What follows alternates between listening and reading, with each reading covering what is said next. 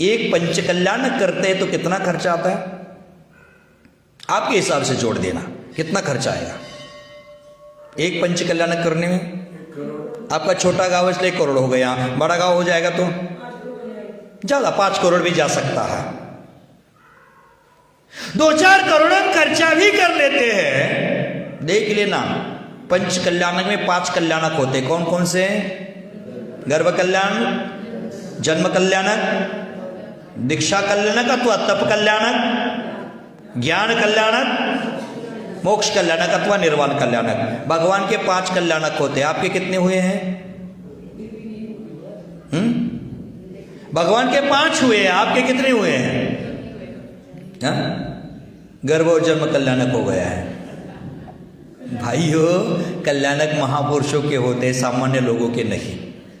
गर्भ कल्याणक जब तीर्थंकरों का होता है तो 15.5 करोड़ रत्नों की वर्षा होती है 15 महीने तक। आपका गर्भ कल्याणक हो गया ऐसा मान लिया जाए तो आप गर्भ में थे तो कौन से रत्न की वृष्टि हुई थी? डॉक्टर के टॉनिक की दवाई की वृष्टि तो जरूर हुई थी। भगवान का जन्म हुआ था तो सौधर्म इंद्र पांडुक शिला पर जाकर उनका अभिषेक किया था। आपका जन्म हुआ तो डॉक्टर ने करवाया था, नर्स ने करवाया था। हमारा कल्याणक नहीं होता है, कल्याणक उन महापुरुषों का ही होता है। तो भव्य बंधुवर, हमें सदोदित भावना करनी चाहिए। तेरे 5 हुए कल्याण प्रभो, एक बार मेरा कल्याण कर दो। हे भगवान, आपके 5 कल्याणक हुए हैं, मेरा एक बार कल्याण कर दो। ये भावना होनी चाहिए। तो एक पंच कल्याणक है, गर्भ कल्याणक है, जन्म कल्याणक है, तप कल्याणक है, ज्ञान कल्याणक है, निर्वाण कल्याणक है। 5 कल्याणक होते हैं। तो हम जो दिन में, दैनंदिनी में, दिनचर्या में रोज पूजा करते, वो भी 5 कल्याणक का प्रतीक है। जैसे पूजा करते समय पहला क्या करते हैं? आह्वानन करते हैं, स्थापना कर देते हैं, सनधीकरण कर लेते हैं। से आह्वानन, स्थापना, सनधीकरण, पूजा और विसर्जन, ये पूजा के 5 अंग हैं। समझ गए? आह्वानन, स्थापन, सनधीकरण, पूजन और विसर्जन, ये पूजा के 5 अंग है। आह्वानन करना, कहा करना है आह्वानन? हे जिनेन्द्र देव, अत्र अवतर अवतर संवचट आह्वानन। हे भगवान, मेरे हृदय में, मेरे सानिध्य में आपको बुला रहा हो, स्थापना कर रहा हूं मेरे मन की वेदी पर, देह रूपी देवालय में मन की वेदी पर आपको स्थापित कर रहा हूं। अत्र मम सन्निहितो भवत भवत, कब तक यहां विराजमान हो जाओ? पूजा विसर्जन होने तक नहीं, भाव भाव तक मेरे हृदय में विराजमान हो जाओ। ये भावना होती है। आह्वानन करना, स्थापना करना, सन्निधिकरण करना माने हो गया है गर्भ कल्याणक का प्रतीक।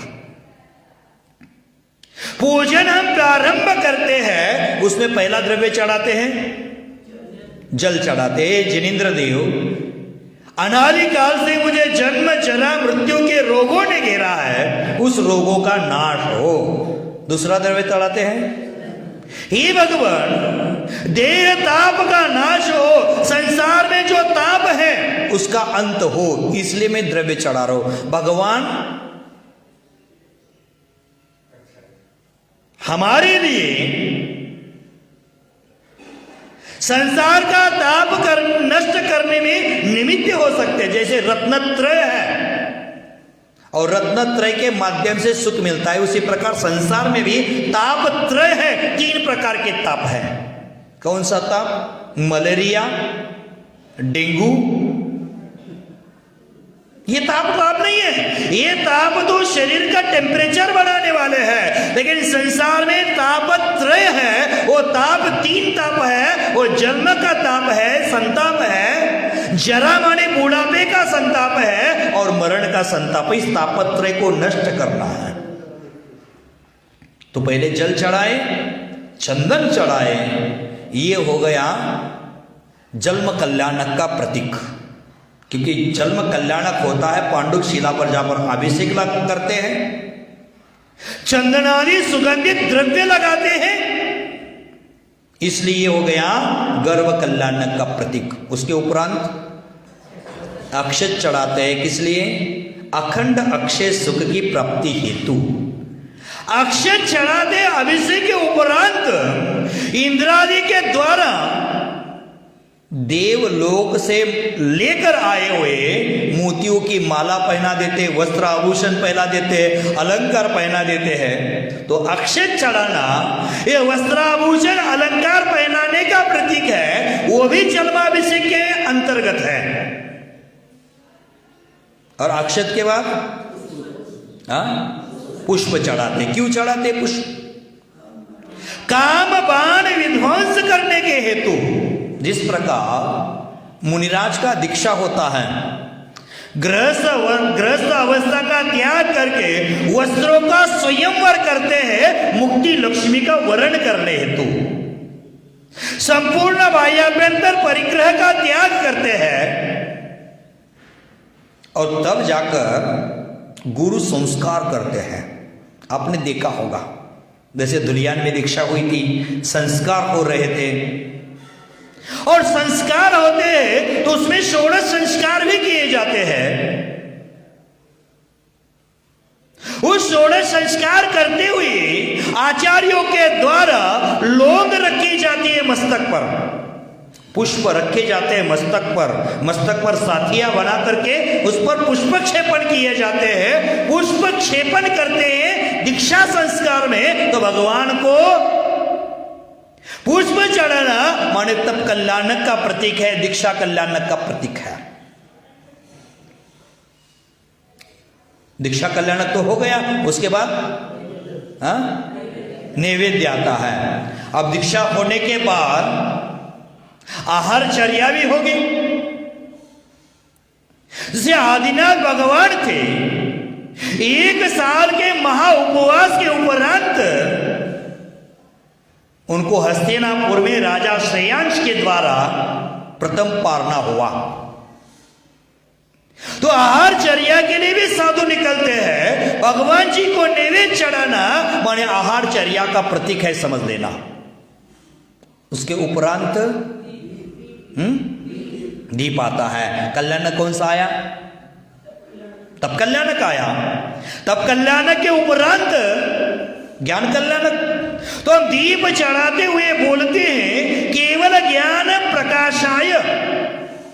मेरे जीवन में अज्ञान का अंधकार तो अनादिकाल से है भगवान। आपकी पूजा करने से मेरे अंतर हृदय में केवल ज्ञान का प्रकाश हो, इसलिए हम दीप चढ़ाते हैं। तो केवल ज्ञान का प्रकाश के लिए दीप चढ़ाना माने हो गया ज्ञान कल्याणक का प्रतीक। मैं शॉर्ट में कह रहा हूं, समय हो गया है, इसके बारे में एक दिन पूरा प्रवचन चल सकता था। तो केवल ज्ञान का वो प्रकाश देने वाला केवल ज्ञान कल्याणक है दीप चढ़ाना माने। अब केवल ज्ञान होता तो 4 घाती कर्म का तो अंत हो गया। अब 4 अघातिया कर्म शेष हैं, उसका भी अंत करना जरूरी है। इसलिए मोक्ष कल्याणक का प्रतीक है अष्ट कर्म दहनाय, दुष्ट अष्ट कर्म दहनाय धूपम निर्वपामिति स्वाहा, माने हमारा मोक्ष कल्याणक का प्रतीक माना गया है।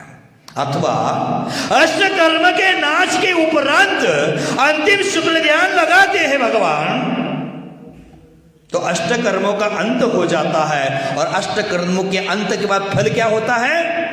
अंतिम द्रव्य चढ़ाते हैं, मोक्ष फल प्राप्त है, फलम निर्वपामिति स्वाहा। माने अष्ट कर्मों का फल है मोक्ष की प्राप्ति, अष्ट कर्मों के अंत का फल है मोक्ष की प्राप्ति। इसलिए मोक्ष फल प्राप्त है, फलम निर्वपामिति स्वाहा। कौन सा कल्याणक हो गया? मोक्ष कल्याणक कहो, निर्वाण कल्याणक कहो। माने एक अष्ट द्रव्य की पूजा में 5 कल्याणक करने का पुण्य है। एक पंच कल्याणक करने का खर्चा हमने जोड़ा था 4-5 करोड़ अथवा 1 करोड़ भी पकड़ लो। 1 करोड़ द्रव्य, 1 करोड़ का द्रव्य हमने एक पंच कल्याणक करने के लिए खर्चा कर दिया। और नित्य पूजा में मंदिर में आकर एक पूजा करते हैं तो पंच कल्याणक करने का पुण्य मिलता है। तो दैनंदिनी में हमने 4 पूजा कर ली, एक समुच्चय पूजा कर ली अथवा 9 देवता पूजा कर ली, एक हमने मूल नायक भगवान पार्श्वनाथ की पूजा कर ली, हमने 24 तीर्थंकरों की पूजा कर ली, अथवा हमारे गृह अरिष्ट निवारण करने के लिए अपने अपने चुने हुए भगवान की पूजा कर ली। भगवान को चुन चुन कर पूजा नहीं करना है। भगवान तो भगवान होते, सभी भगवान के गुण एक जैसे होते, लेकिन हमने उसमें 9 देवों को अलग कर दिया, 9 भगवानों को अलग कर दिया, क्योंकि हमारे 9 ग्रह की पीड़ा नष्ट हो जाए। भव्य बंधुवर, 9 ग्रह की पीड़ा दूर होने के लिए 9 ग्रह के भगवान की पूजा